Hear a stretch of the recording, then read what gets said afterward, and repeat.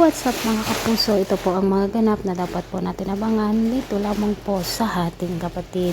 Ibinalik na nga ni Rosel si Tali dito kay Melania mga kapuso, kahit na nagmamakaawa na nga si Tali, ngunit hindi na pinagbigyan ni Rosel sa dami ba naman ng kasalanan ginawa ng ulik ba na ito.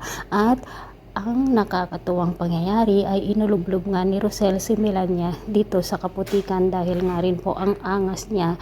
Siya pa ang may ganang magbanta dito kay Rosel. Sila na nga ang may kasalanan dito sa kanya. Ngunit sinabi ni Rosel na wala na siyang kinatatakutan ngayon, at kahit magsama pa raw sila ng Satanas ay hindi na natatakot si Rosel.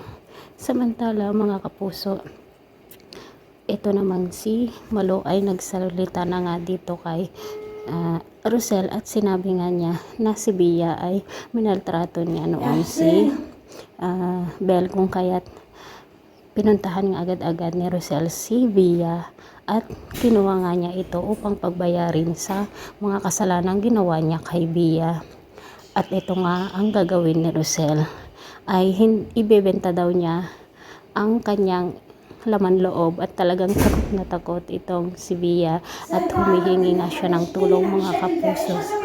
Samantala pupunta na nga o ipapakulong na nga ni Rosel si Chris, kahit na nagmamakaawa si Bel na wag na niyang ituloy ang kaso, ngunit walang magawa ang magkapatid mga kapuso. Sana makonsensya itong si Rosel at wag na nga niyang ipakulong si Chris. Pakaabangan po natin ang bawat episode dito lamang po sa ating kapatid, lalo't umiiyak nga si Tali dahil nga naghihirap na silang mag-ina.